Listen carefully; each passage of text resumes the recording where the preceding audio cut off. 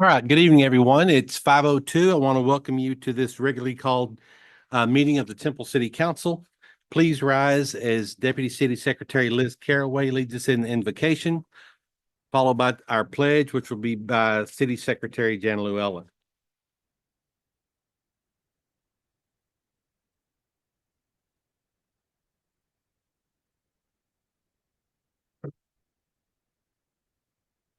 Most gracious Lord, tonight, Lord, I pray for your hand in leading us all to be prepared as a city, as a council and city staff, as citizens and businesses.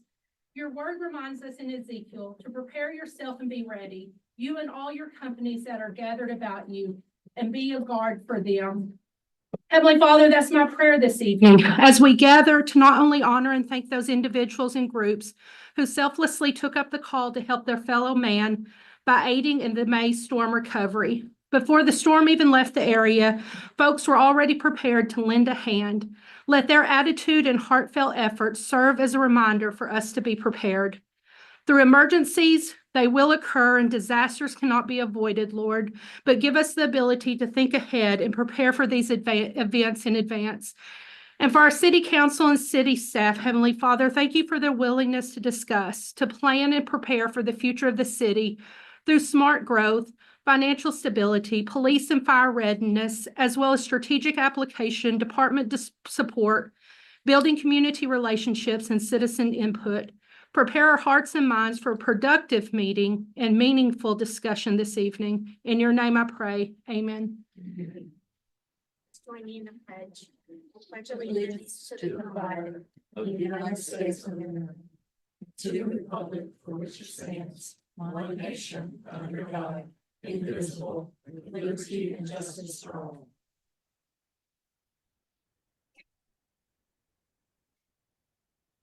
Thank you both very much. Moving on to public comments. Citizens who desire to address the council on any matter may do so. We ask that you step to the podium and state your name. Please understand that no discussion or final action will be taken by anyone speaking during public comments. And we also ask you keep your comments to 3 minutes or less. And please watch the screens for the old countdown. So you are, sir? No, over here, behind you. There you go. Are you going up for public comments? What's your name? All right. Why don't we start with Scott Matthews tonight? No, you're fine. Go right up there. I just start speaking? Scott Matthews. Yes. Yes, sir. Well, I've been having a problem for 25 years at my property. I've had children and adults, but mainly children, shooting my property, shooting my house with pellet rifles. I've got nothing done in 25 years of calling the police. At first, it was if they're underage, there's absolutely nothing we can do. They can kill a police officer every day. We can't take the gun away. Ha, ha, ha. You know, I've been up here and talked with you before about it. I'm having bottles and baseballs thrown at my house regularly now. I've called the police and now they don't say that. They just say, well, it looks like an accident. It's been going on for years. Enough is enough. I put a new roof on my house. I don't want it destroyed again. I think it's time something be done. Now, this went all the way from the point that I don't know if this caused my mother's death, but they poisoned out food crops, which we were eating. And she was an elderly person and sick person. She went into hospital and she died. So I think it's time that something besides saying we're going to talk to us is going to be done. Since that officer came out, I found 6 baseballs and I found 4 beer bottles and a large 24-ounce bottle of Smirnoff something that have been thrown into my yard. Enough is enough. It's time to do something. And when you wonder when somebody gets in a rage and starts going on a mass murder, try going through it for 25 years and nothing being done to stop it. There needs to be a punishment and there needs to be something that is a deterrent. Telling them not to do it is not doing it. That's all I really have to say. I won't take up any more of your time. Great. Thank you, sir. Alan Lytle.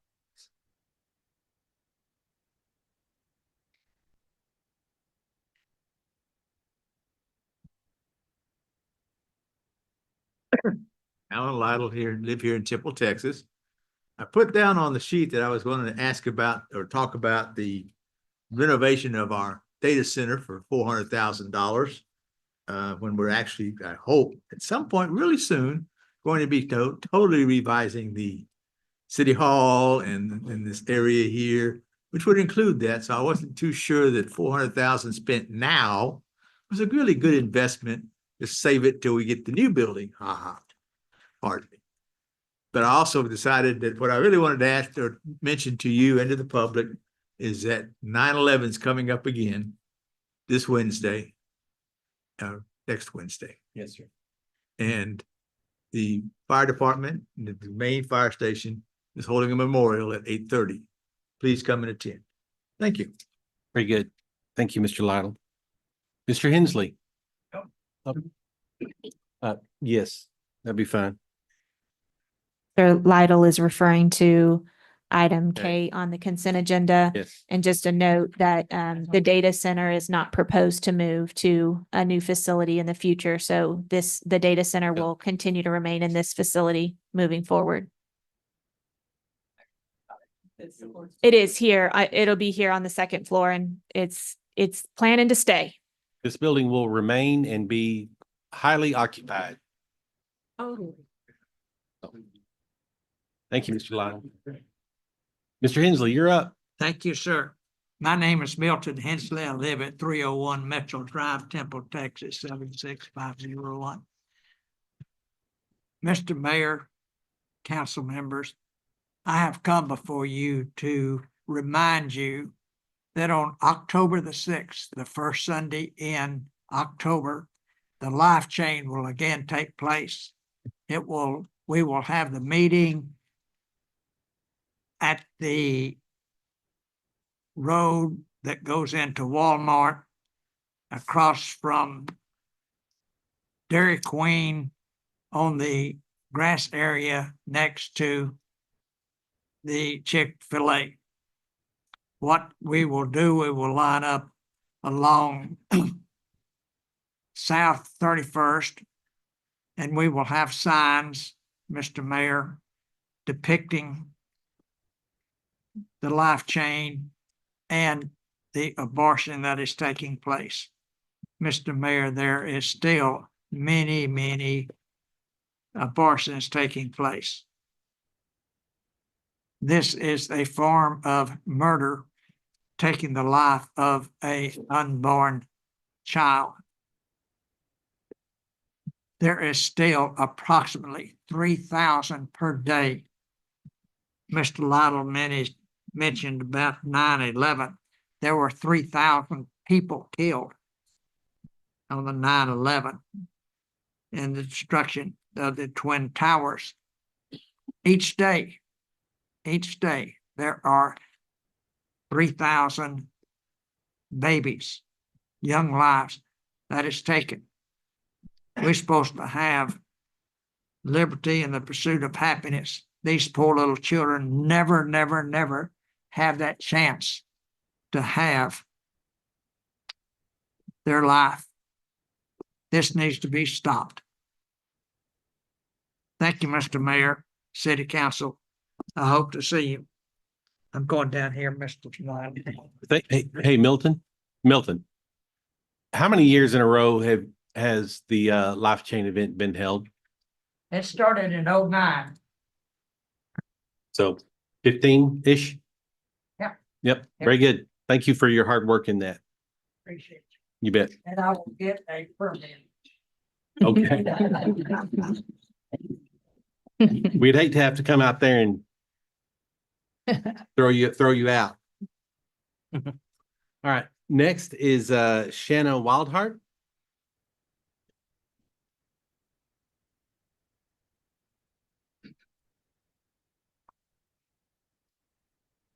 Hi, so my name is Shanna Wildheart, and I would like to make the request for the city to consider purchasing dumpsters with the side openings. We have a lot of residents who are older adults and who are in wheelchairs who can't reach the top ones. So And you're with, the Central Texas Housing Consortium. very good. That was short and sweet. That's right. All right, very good. Next, we will have a few special recognitions, and the first one is for Mr. Gary Rapp.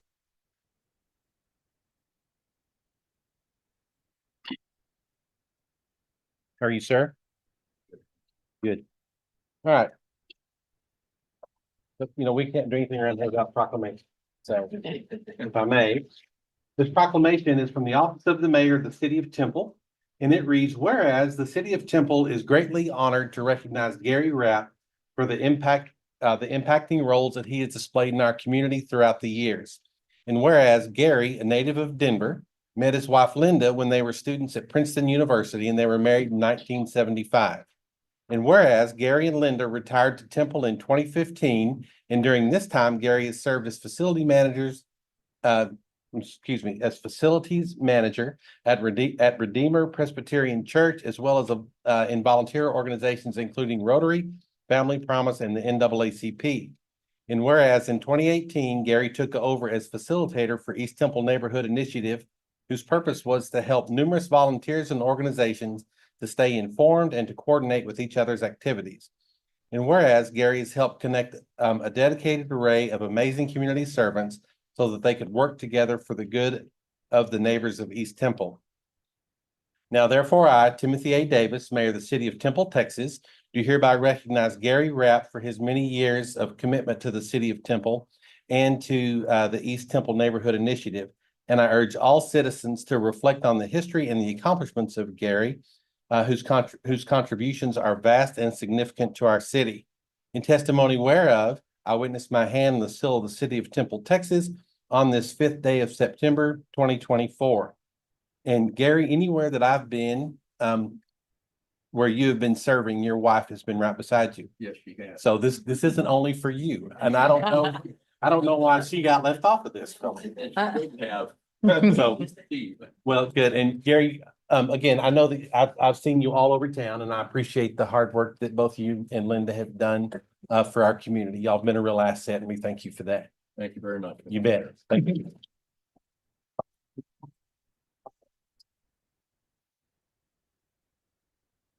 All right, the next one is to recognize September as National Preparedness Month. Chief and Jennifer, just you tonight? Okay. Oh, good.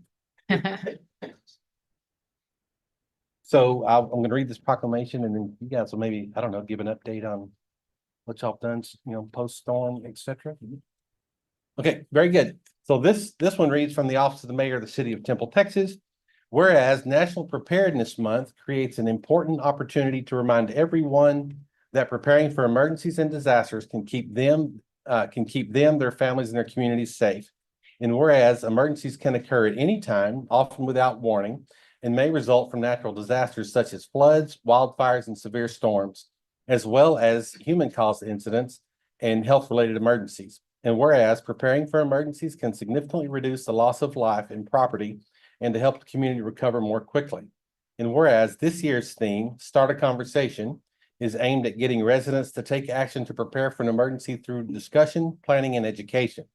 Whereas emergency preparedness is the responsibility of every citizen, and all citizens are urged to make preparedness a priority and to work together to ensure that individuals, families, and communities are prepared for disasters and emergencies of any type. Now, therefore, I, Timothy A. Davis, Mayor of the City of Temple, Texas, do hereby proclaim September 2024 as National Preparedness Month in the City of Temple, and I do encourage all citizens and businesses to develop an emergency preparedness plan and to work together by staying connected and gathering the tools needed to stay prepared and to build resilience before disaster strikes.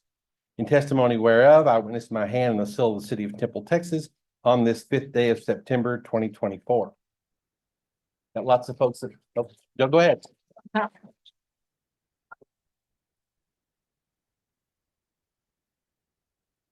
Guys, be sure and introduce yourselves with lots of people that haven't been here regularly.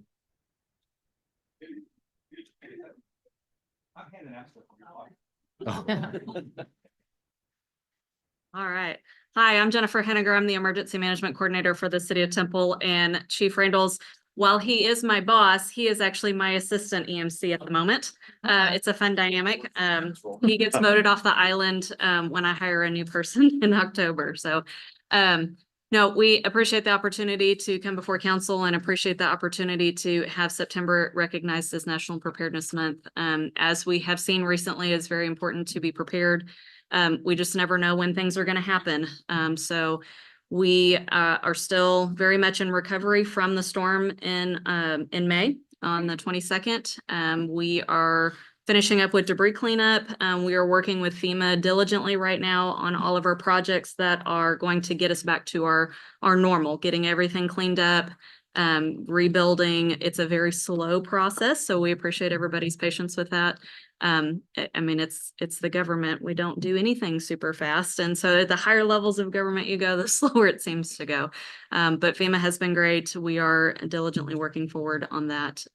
Do you have anything you would like to add? Yes. So I just wanted to thank council and city manager's office finance and everybody for supporting the emergency management function of the fire department and of the city. We've come a long way in the last 10 years that I've been here and really upped our preparedness game and our emergency preparedness game. And so again, that couldn't have happened without y'all. We really appreciate that support. And we appreciate the support ongoing into the coming years and looking forward to getting Temple even more prepared in case something happens. Because it's like I always say, it's not a matter of if it's going to happen, it's a matter of when it's going to happen a lot of the time. So we want to make sure that everyone's prepared and the city's prepared to respond to anything that does occur. And so again, appreciate y'all's support of that. And like I say, just recognition here today. You bet. Thank you. Thank you. And you guys are very welcome. We will continue to support that. That's the root of what communities do, right? And so thank y'all for your good work and the work you did to have us prepared for anything that happens. So perfect.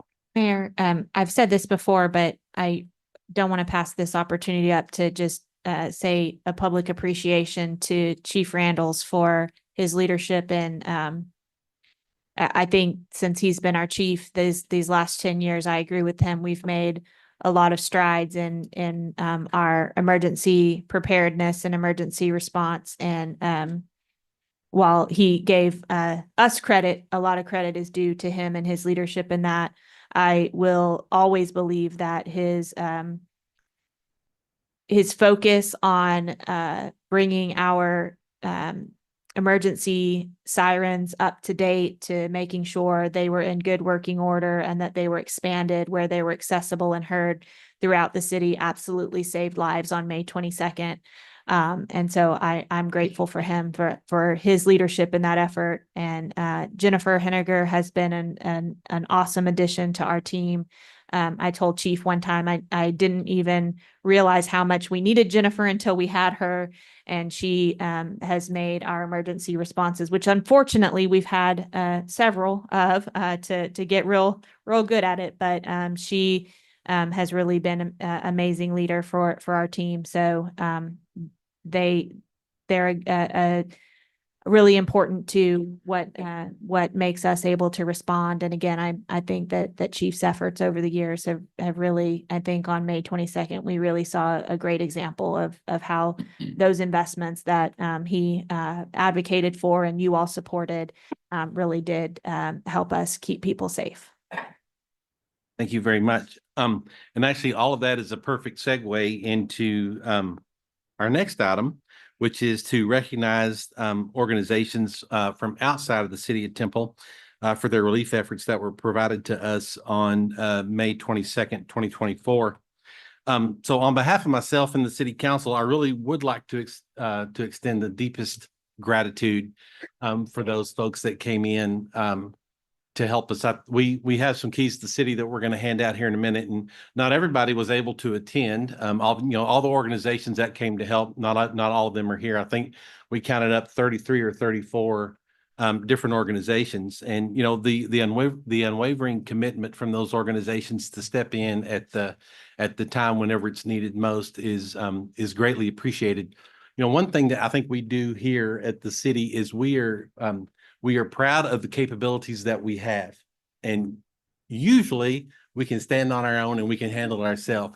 But whenever you have a tornado come ripping through your town, you know, tearing up houses and then, you know, blowing trees over and all those things, you look around, you realize, you know what? We can't do this by ourselves. And it's amazing to me that there are organizations that are out there that are stand at the ready, that are willing to come help at the drop of a hat. That's what they're there for. That's what they're organized for, is to come help people in need. And so tonight we want to take a minute to publicly recognize those organizations that are able to be here. And then again, there are a number of organizations that were not able to attend tonight, and we'll mail them their special recognition out. And there's even one organization that was flying in from Memphis and somehow wasn't able to make it here. I don't know whether it's due to weather or not, but they were on their way to come receive their recognition in person, and they ended up probably being held up by weather, most likely. So Ms. Myers, if you'd like to come down, let's recognize those organizations. And again, from the bottom of my heart and from the council's heart, we thank you for the work that you've done to help us dig out. So.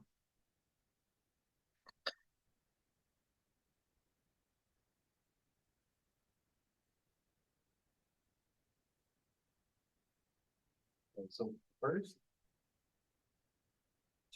Let's go right here. This will probably be easier.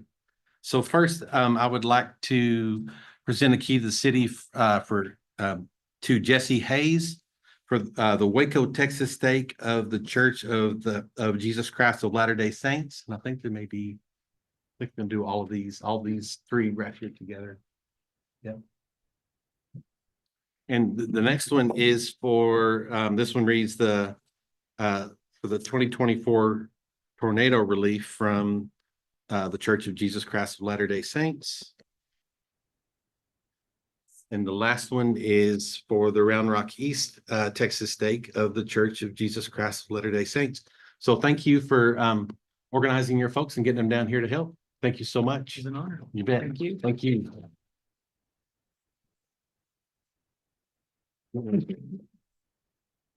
It's so noisy up here. Yeah, then let's need to get a picture. Red, you go. We're being awkward here. We are. First one, we'll get better.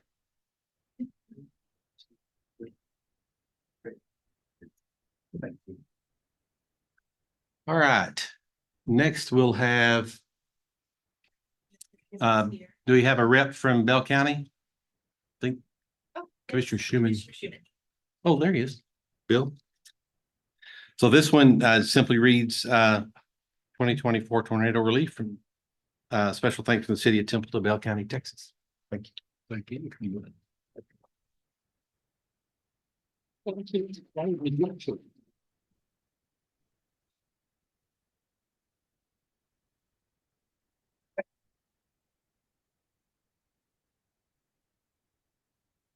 Jennifer, is it Rinke?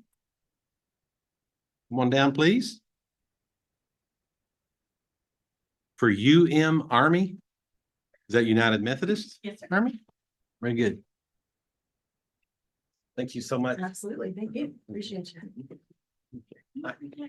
Thank y'all. Thank you, baby.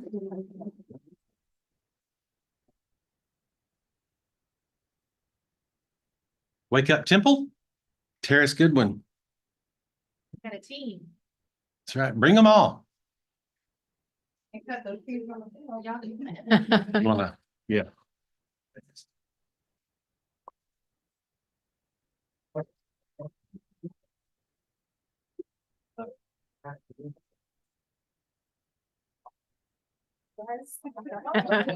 Y'all are back in those keys up. Brandon, come on, I'm calling. You gotta get up here.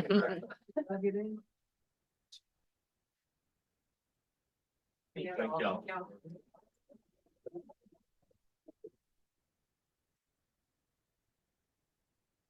All right, next up, we have Jessica Rickabaugh, did I say that right?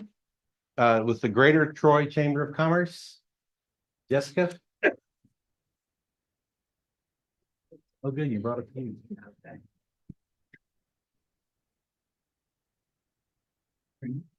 Kelly. Tim Davis. That's a good.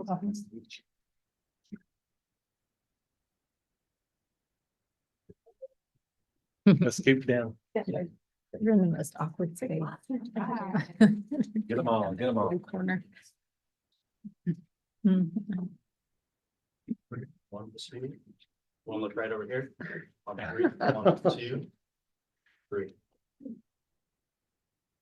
Got it? Okay, thank y'all. Thank y'all for your help.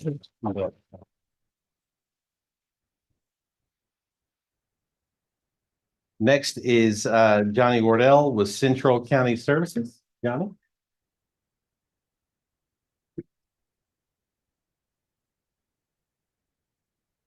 Hey, Johnny, how are you? Good to see you too. Good to see you. Thank you. 3, 1, 2.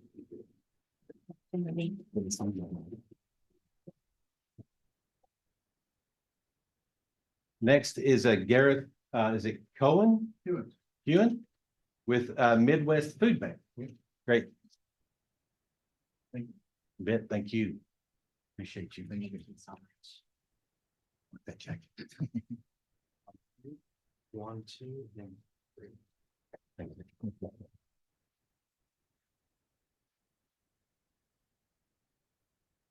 Oh, we know this one. Nancy? Nancy Glover? You want to bring anybody with you? Is this good enough? I don't have any other cute, simple, beautiful people, but Okay. I will make sure the board gets there. Good. 1, 2. Thank you. Jennifer Gregory with Austin Disaster Relief Network. Hey, Jennifer. Stephen Brewer. Thank you. You bet. Thank you. There you go. Thank you. 1, 2, 3. Thanks for coming out.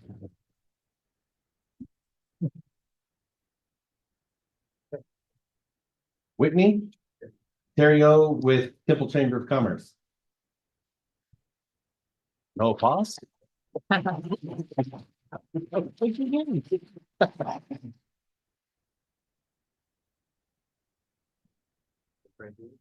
2, and 3. Thank you.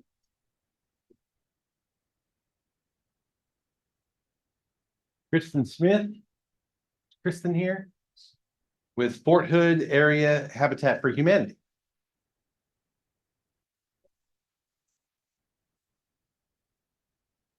Thank you. Hi. Hello. Over here. On 3, 1, 2, 3. Thank you, ladies.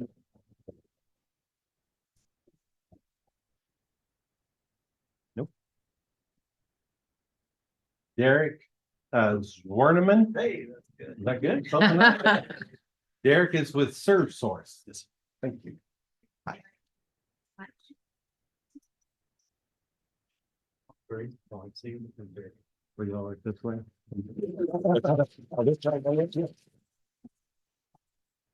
Thank you. You bet. Take care. Next, we have Eric Burks with Minuteman Disaster Response. Thank you so much. Somebody hold that. Here you go, Eric. Yeah, I'm standing. One look here on 3, 1, 2, and 3.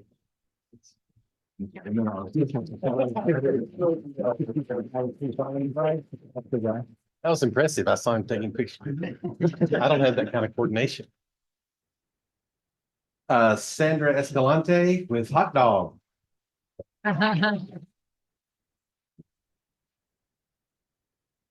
The truck's out front right after council. Yeah. Very good. You bet. Thank you. Look over this way on 3, 1, 2, 3. Good. Everybody got them? Very good. Thank y'all. You bet. Thank you. All right. So again, special thanks, and a key to the city doesn't quite seem like enough, right? But thank you all for your service and your willingness to step in and help. And again, lots of other folks did, and we'll get their awards mailed out. So thank y'all very much. We appreciate you.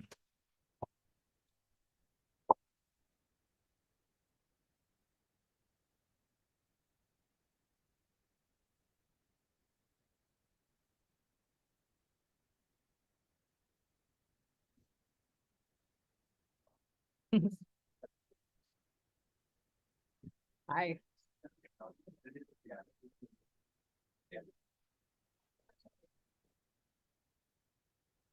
Yeah. That's okay. Yeah, I know. In there before. But Gloria decided to stay. Yeah. Sucker. Get the hardware, I'm out of here.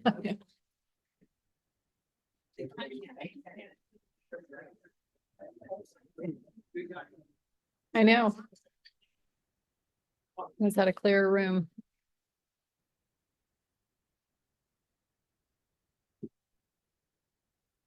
All right. Our next item is a consent agenda. All items on the consent agenda are considered to be routine by the city council and may be enacted in one motion. If discussion is desired by any council member, that item can be removed for further consideration. And council during workshop, we decided there was nothing that needed to be pulled. Is that still the case? All right. Then with that, council, I'll entertain a motion on the consent agenda, which is items 6A through 6AB. I move to approve the consent agenda, item 6A through item 6AB. I'll second it. We have a motion by Councilmember Pilkington. We have a second by Mayor Pro Tem Walker. Council, please cast your vote. Oh, that's my thing. It's not up. Aye. There you go. Oh, there it is. Consent agenda passes 5 votes to 0.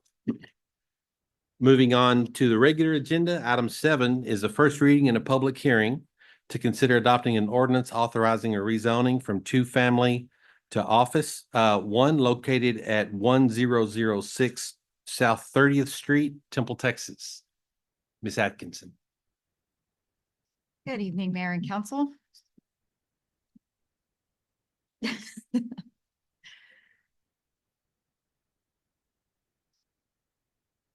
All right, now we're in business. So this zoning case brought to you guys tonight, went to zoning and Planning and Zoning Commission on August 19th, and it's here for the first reading tonight, and then we'll come back for the second reading on September 19th. So here you can see the location of the property, a little background information. It's approximately a little over an acre. The request is to go from 2-family to office 1. The applicant is proposing to construct a 10,560 square foot building for an educational use, similar to what we had seen previously on this property. So this will require a subdivision plat to come forward as well. It did go to our DRC, and there were no issues identified when that was reviewed on August 2nd. So here's some pictures of what used to be there. The lot is vacant now, but you can see it was historically a school for the Dixon Education Center. TISD did sell this property to Central Texas 4C in August of this year. Reviewing some of the site photos from around the area, you can see along Avenue J, some of those sidewalks right there, which will be repaired. And then also you can see just the vacant lot there. That one's actually, the bottom picture is standing by Meredith Dunbar on Avenue J on the corner there and looking across the property. So looking at some of the surrounding uses to the north, you have some residential uses through the housing authority. Those are zoned as multifamily 2. And to the south, again, just more vacant property. Off to the west, on the backside of this property, on the next street over, there's some single family residential uses and some duplexes that are actually new builds. And so those are zoned as 2-family as well. And then to the east, we have the Meredith Dunbar Early Childhood Academy. So this is a non-binding site plan, but we did have this information to share with you all, just giving a general layout of what the applicant is considering for a proposal if this zoning is approved. So just wanted to share that with you all. You can see room for the building, additional parking off on the west side of the property, playground space, and plenty of parking and queuing in the front of the property as well. So this is an example. We just asked if they had some examples of other structures that they built in other communities for this use. So this is an example they provided from a location that they have in Killeen. So here you see our zoning map and all the surrounding zonings that we spoke of earlier. So the multifamily 2, for the housing consortium, everything else in the area is zone 2F, and then with the exception of ag, for the school property. So the proposed zoning for this, the O1, is for non-residential services. And that would be appropriate for school. And there are some conversations ongoing, since clearly this would be a little bit more of an intense use than 2F. We are working with the applicant to make sure that we address any issues through the plating and site plans moving forward for queuing and traffic and some of those other impacts that this development will bring. So looking at our future development plan, you can see this is listed as urban residential. So that's really for neighborhood. So it has, can't even talk tonight. Anyway, so it would have some neighborhood services, and that's what you could find in Office 1, which would be appropriate. And I don't think that's right, actually. Nope, that is right. Sorry. I was thinking of another location. So our O1 is consistent with the future development plan. So referring to our neighborhood plan, this is actually the first neighborhood plan that we undertook with our new system. We had started in Ferguson Park and then moving into Crestview as a full, knocking on doors plan. So we had this area right here kind of sketched of what that could look like, a higher intensity use. So it did recommend in the plan that we had some multifamily residential infill, some open space for recreation. It looked at safe pedestrian access to sidewalks and crosswalks, looking at a trail along J, just lots of amenities that would really be an overall benefit to this neighborhood. So overall, though this isn't a multifamily, it is a little bit higher density, and through the site plan and working with the applicant on the plating phase, we will be able to address all of those elements that were listed in the neighborhood plan for that connectivity and open space. Looking at our thoroughfare plan and trails, so 30th Street is a neighborhood collector. So that one will have a 5-foot minimum sidewalk on both sides of the roadway. And then Avenue J is a local, and it has the 4-foot sidewalk on one side. Again, there are some existing sidewalks. Those will be either repaired or replaced as needed. And then there's also along 30th Street, a planting buffer. So currently there's parking that backs out into the right of way, which is really not an ideal situation, especially when you have a lot of young children, crossing the roadway there and just in the area in general. So, working with the applicant to make sure that we eliminate that parking that's currently existing. Looking at existing water and sewer, it's served by a 6-inch water line on J and 30th, and then the wastewater is an 8-inch sewer line, also on J. Looking at the uses, comparing from the 2-family to Office 1, just highlighting those right there. And you can see where preschool is an appropriate use for that. And then again, dimensional standards for that, looking at our 25-foot setback for the front, and a max of 3 stories, but you saw the example that they're well within that. So public notification and property owner notifications were sent out. So we had 15 notices go out to property owners within 200 feet. We had 1 that was returned in agreement. And also this was printed in the August 8th local newspaper. So a quick summary on all of those items we just covered. So our future development plan is in compliance with that, or it's compatible with the surrounding uses and the zoning. Public facilities are all available, and it is compliant with our thoroughfare plan and our neighborhood plan. And so the staff recommendation is for approval of the rezoning from 2F to O1. And again, this was taken to P&Z on August 19th, and they also voted to approve with a vote of 7-0. I'd be happy to answer any questions. Great. Thank you, ma'am. Counsel, anything for Ms. Atkinson? Kelly, I do hope that the staff or the developer will work with TISD on traffic flow, since it's going to be used for daycare or schooling. The hours are going to correspond with Meredith Dunbar. Queuing, traffic pickup, children walking, et cetera. It's very, very, very much an issue, as you mentioned. Yes, ma'am. Yeah, and we've had those initial conversations, like I said, looking at some of those elements like that parking that really doesn't make a whole lot of sense right now and eliminating that and coming up with, you know, clear paths with sidewalks and clear crosswalks. So Is there any need to communicate with TISD about that? yes, there will be coordination with Okay, TISD and we've also perfect. already been in conversations with our streets department. So Great, thank you. got so everybody on the much. ball. Anything else? Item 7 is subject to a public hearing. Anyone wishing to speak may do so. We ask you step to the podium or raise your hand on the virtual platform. Steady myself here. Alan Lytle, Temple. I think this is a fantastic idea to have a child development or Head Start program right across the street from an elementary childhood development academy.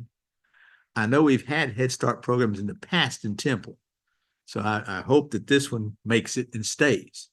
However, if it does not, are there other things that Office 1 would allow to go in there that we really don't want to allow if this doesn't work out?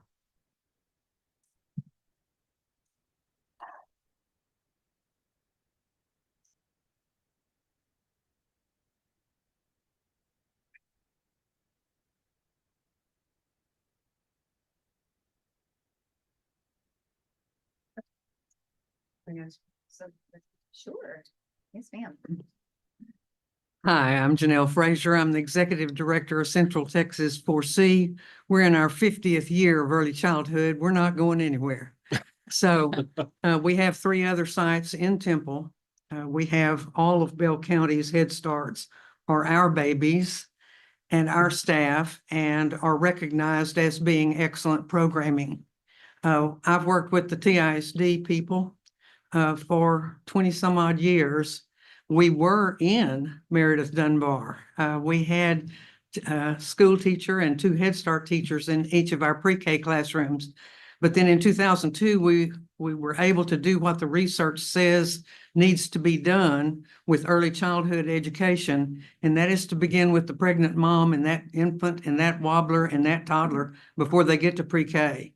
So this is going to be a Head Start center that serves 0 to 5 and families because it's a 2-generation program. It's not a babysitting outfit. It's a research-based program that works to get the family self-sufficient so that they are no longer eligible for Head Start services and their kids are ready for public school. So I invite you to come look whenever we get it done. We're really excited. And the main thing I wanted to do was to tell you, I've built 2 buildings in the last 2 years, or finished 2 buildings in the last 2 years. It's taken longer than that to build them in other cities, but never have I had such a good springboard onto the process that I had with your Temple planning and zoning. Everybody was at the table. I didn't have to run around from this department to that department. They were all there. And this lady that I've been working with, where'd she go? Where's Christina? One person I can call and get my questions answered. So thank you for having a system and the people that make that system work for those of us who are trying to bring some smiles to East Temple. I believe in the neighborhood revitalization wherever we go. The one, I won't say what cities I've worked with in the past that y'all outdo, but anytime you want to go see a new one, there's one in Killeen and one in Arc Heights. So, but I want you to come see what we're doing. It's basically a 7 classroom center, but it will house also a computer lab for parents who are wanting to go to work or needing help with school or some of those kinds of things. It's also going to have a central kitchen because we will be serving one of the things when TISD sold Dixon, they sold out my central kitchen. By the grace of Tamara, we're there until the new building is built, but we will be moving when that happens. So thank you for your support. And I hope that this passes on this hearing and the next. And any questions that you have, please let me know. My cell phone number is 254-718-9057. Just give me a call. Thank you.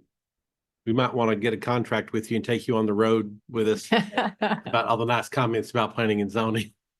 I'm not easy to impress. Yep.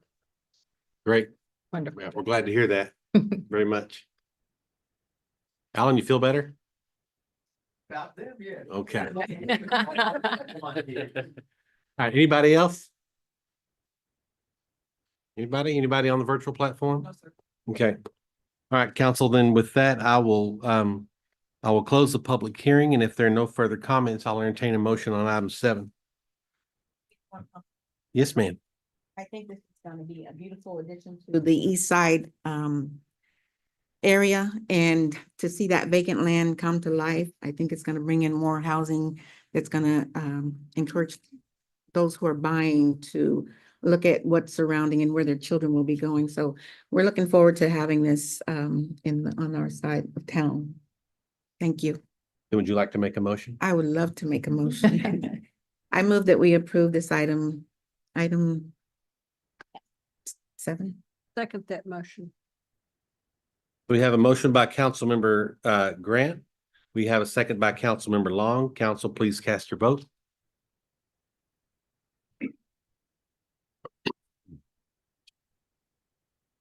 Item 7 passes 5 votes to 0.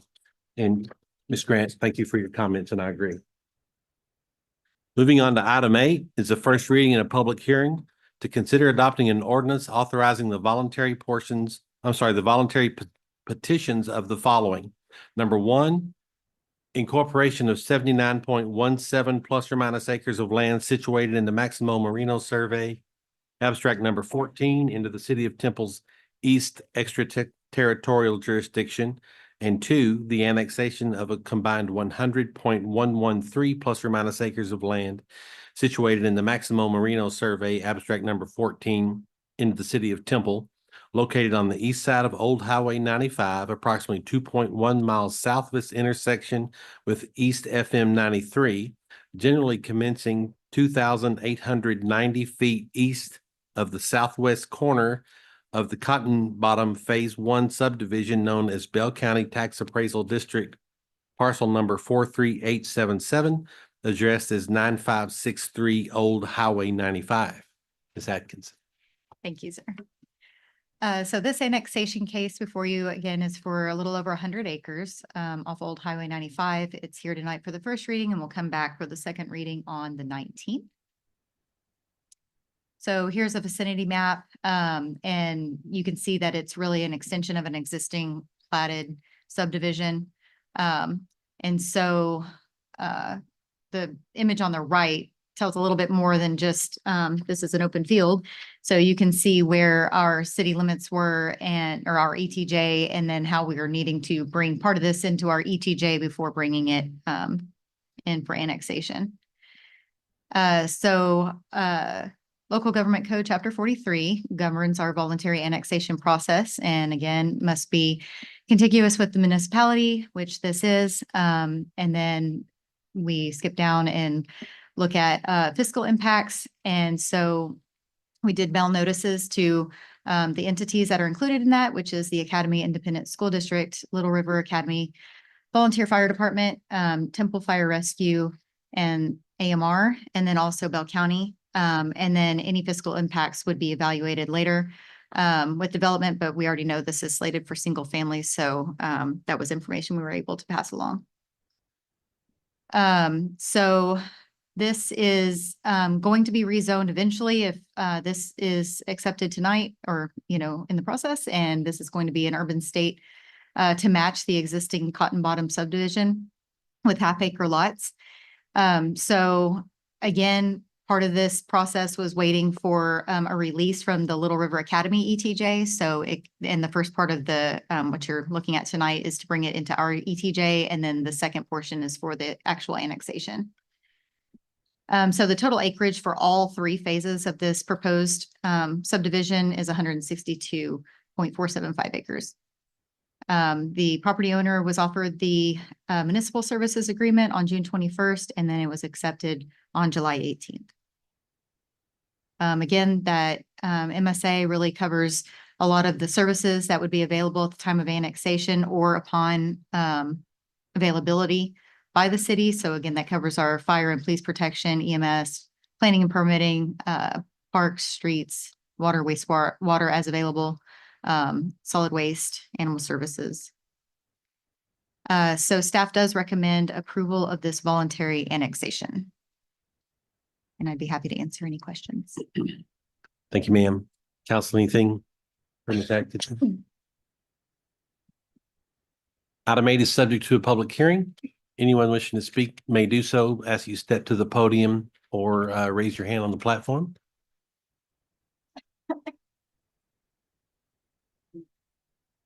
No one? All right, council, then I will close the public hearing and I'll entertain a motion on item 8. I would be happy to make a motion to approve item 8. I'll second that motion. Have a motion by Mayor Pro Tem Walker, a second by Councilmember Long. Council, please cast your vote. Item 8 passes 5 votes to 0. Item 9 is the first reading in a public hearing to consider adopting an ordinance authorizing the release of 0.5506 acre right-of-way legally described as being a portion of South Fifth Street as per volume 36, page 640, deed records of Bell County, Texas, being the portion of South Fifth Street between West Avenue E and West Avenue F. Mr. Nuttall. Sorry, we're trying to get the thing up. If we could read the next item into. Okay. Item 10 is the first reading in a public hearing to consider adopting an ordinance authorizing the release of 0.0689 acre right-of-way easement, subject to a public utility easement legally described as being a portion of an unimproved 20-foot wide alley located in block 51, original town temple, as per volume 36, page 640, deed records of Bell County, Texas, being the alley north of West Avenue F between South Fifth Street and South 7th Street. Thank you for Yes, reading sir. both those in. The reason to read both of them in at the same time is they're both right-of-way abandonments, and they actually involve the same project. So as I've discussed before, Transportation Code Chapter 311 provides the municipality with authority over the streets and alleys within the city limits. And Transportation Code Section 311.007 states that a home rule municipality may vacate, abandon, or close a street or alley. But it does require a public hearing to be held, which is why we're here today. So the abandonment requests are shown there in green on this slide. They are just to the west of 3rd Street there, between Avenue F and Avenue E. One taking South 5th Street and one abandoning what remains of an unimproved alley between 5th and 7th Street there. So these are the meets and bounds showing the 5th Street is 0.5506 acres, while the alley we only have 0.0689 acres remaining. We do have a public utility easement north of that and the previously abandoned portion of the alley. And we do have a sewer line running through there, so we will be asking for the alley to maintain the public utility easement to allow us to continue that use. But the purpose for both of these is to allow for expansion of the TISD Operations Center that they've been working on for a while, and getting all the plans and everything done. They finally moved utilities that they needed to move, and that allows us to finally finish this abandonment process today. But that was one of the bond projects that they got a couple of years back, a year or two back. So the recommendation for each of these is to approve the abandonment as presented. And as right of way, they will be sold at fair market value. I am here if you have any questions. Did council anything for Kyle? Right, then I'll open the public hearing on both items 9 and 10. Anyone wishing to speak may do so. think you just answered my question. Alan Lytle, Temple.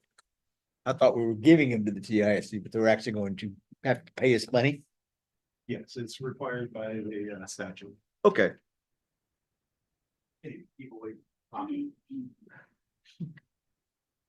Anybody else? No one on the virtual platform? All right, then I will close the public hearing on both items 9 and 10, and council entertain a motion on item 9.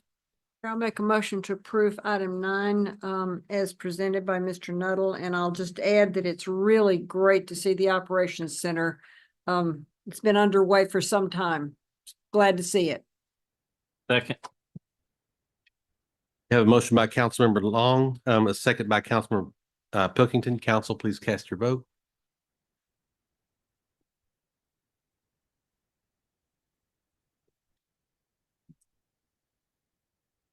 Item 9 passes 5 votes to 0. Council will entertain a motion on item 10. Carol, I'll also make a motion to approve item 10 and ditto what I said about the operations center. I'll second it. You have a motion by Councilmember Long, a second by Mayor Pro Tem Walker. Please cast your vote. Item 10 passes 5 votes to 0. Item 11 is the first reading and a public hearing to consider adopting an ordinance authorizing a pro rata reimbursement fee for construction of off-site wastewater collection lines. Ms. Smith. Good evening, Mayor and Council. We are asking you tonight, this is the first reading and the first public hearing for this, tentatively scheduled, of course, for your next council meeting on September 19th for the second reading. So here we are proposing to have a pro rata fee associated with the construction of the Knob Creek Regional Lift Station. You can see on your screen a map. That lift station is shown generally in the area where I have the star. That would serve all of the areas that you can see on the screen. There's a portion of those areas that are undeveloped and some that are developed. So you can see area 1 over there. We have an existing Crestview lift station. I'll get into a little bit more detail there. For that portion of the neighborhood, that is currently completely developed, all 25 acres. Area 2A over there in purple, just along Avenue H, is completely undeveloped, as well as 2B. And then you can see area 3 in a green. It also has a lift station up there, which we call the Water's Edge lift station, which would also be abandoned with this lift station. And that area is partially undeveloped and developed. And then lastly, you have area 4, where the more recent development is proposed. That's in purple at the bottom of your screen. And then the city property, which we consider to be fully developed. So here's a little bit more detail.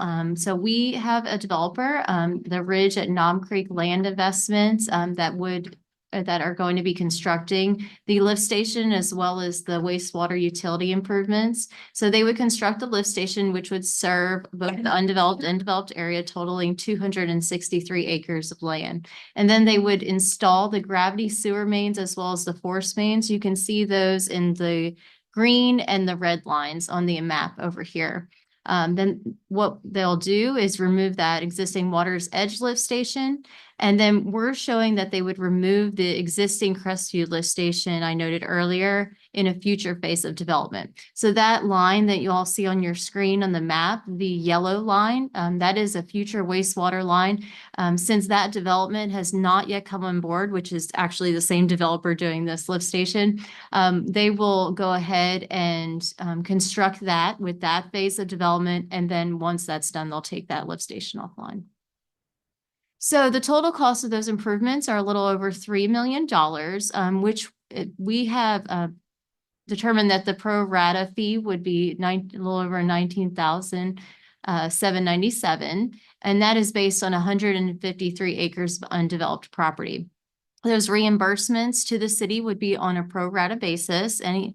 So any participant within that area, unless explicitly stated that they're exempt, they would need to share proportionately in construction costs. So they would need to pay the $19,797 when they do their final plat at that time. The maximum period in which we would be able to collect the reimbursement fee would be 15 years. And with that, I'd be happy to answer any questions you may have. Thank you. Counsel, anything for Ms. Smith? Gonna kind of put you on the spot. It's fine. But questions will be asked. Why are you taking lift stations, Yeah. offline? Yes. So can you maybe explain that, This is. the advantage of that? Yes, this is less maintenance. So I will say, one thing is the existing Crestview lift station right now, I believe is, around 50 or 60 years old. So it's very old.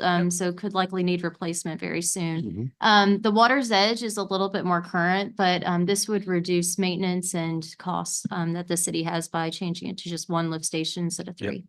The stations are expensive, and when they They wear are. out, it's They do, yeah, it's expensive again. exactly. So Yes. very good. We, staff has put a lot of time into this, figuring out a good way to add that lift station that is developer friendly, because a lot of developers will end up tapping into that. Right. And so I really appreciate the time and thoughtfulness that staff has put in around figuring out the pro rata share. Because that's East Temple is still a great place for development. And I think that this will encourage developers to go out there and to develop when the infrastructure is already in place. So I think this has been a great work, Bren, by your office and others. It's creative, and I think it's going to work well for East Temple developers. Well, I think the credit is due for Erin and Kathy and her team. So don't give me any. Give it to Erin. And Richard Wilson. Richard did a lot of I now work. know so much about lift stations. Everybody because but of him. Bren's office. Thank I just said, Erin, can you do this? And she ran off with it. So Good. she's worked close with the developer and got it all worked out. It's So, been a, Yes. pun intended, it's been a heavy lift.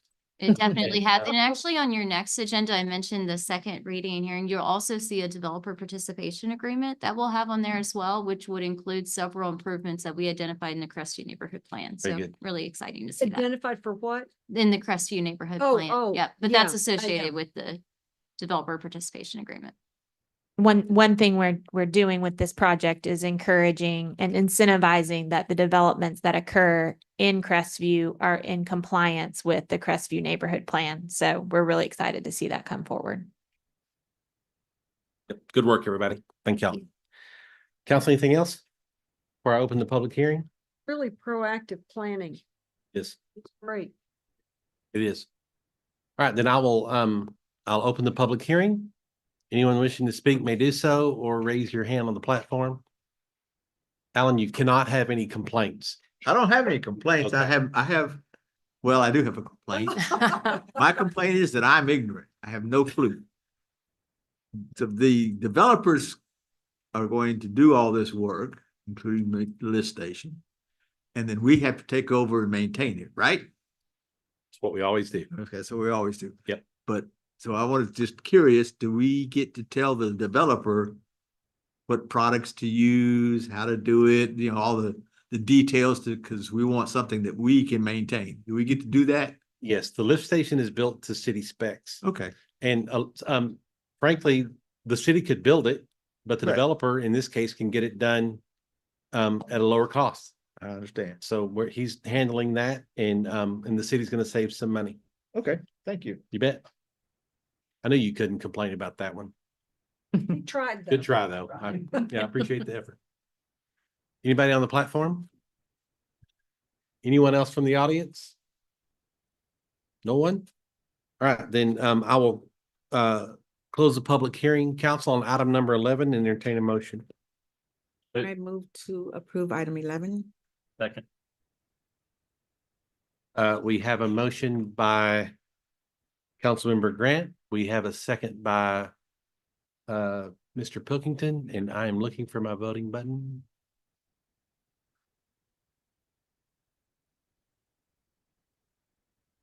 What am I missing? There. I did that. That's what I get. Oh, thanks. Minimize that whole thing. Why are we telling you Holy what to do? smokes, what We am I don't doing know up what here? we're doing. It's right there. Here we go. I found it. Never mind. Heard those giggles. This item number 11 passes 5 votes to 0. Moving on to item 12 is to consider adopting a resolution authorizing a developer participation agreement with Shallowford Road LLC for construction of improvements to Shallowford Road between Robin Hood Drive and the bridge over Bird Creek, and oversizing of a water line from an 8-inch to a 12-inch line in a total not to exceed amount of $6,046,590.13. Mr. Nuttall. Good evening, and the reason this is before you and not on the consent agenda is because of that price tag. However, even given that price tag, we had a developer participation agreement for a little bit less approved last year. I believe it was October of last year for part of this project. But as that project included new construction or improvements along Robin Hood Drive between Shallowford and Valley View. As they went out, before we executed that agreement, streets and public works and the developer went out and noticed that there really wasn't going to be anything they could do to improve that beyond what they already had. And it wasn't going to be a good value of our money. So they went back to the drawing board, discussed it, said, well, we can use this to do more stuff, to do more improvements, especially along Shallowford Road itself, and expanding the amount of oversizing the water line that we could do. So this is a project map showing the improvements along Shallowford Road and how they'll be phased. There'll be phase 1 that goes from Robin Hood Drive down to the south entrance of the developer's property. And then phase 2 will be the remainder to the bridge over Bird Creek. They will also be running an oversized water line from the water line that's currently in Lions Park, running it to their southern entrance. And then they'll be running it through their development along the streets that they'll be building to meet into another connection at Valley View Drive. And by oversizing that line, they'll provide sufficient means for additional development in the area so that we'll have utilities available. So this is what the internal water main oversizing is looking like. It follows that closest line and gets a nice little loop there of 12-inch water line instead of the 8-inch that they're required. Doing all of that, it did come to a little bit more than it was last time, which brought it up to the not to exceed amount. That and increase in costs just generally. So the staff recommendation is to approve the resolution authorizing the developer participation agreement as presented. Good. Thanks, sir. Council, any questions for Kyle? Road really, really, really, really needs it. So this is great. Been a long time coming. Another good example of a collaborative project with the development community to advance needed infrastructure in the community. So appreciate staff's hard work on this along with the partnership with the developer. Good. Council, if there's nothing else, then I'll entertain a motion on item 12. I'll make a motion to approve item 12 as presented by Mr. Nuttall. I'll second it. We have a motion by Councilmember Long, a second by Mayor Pro Tem Walker. Council, please cast your vote. Item 12 passes 5 votes to 0. Thank you all for attending. It is 6:12 and this meeting is adjourned.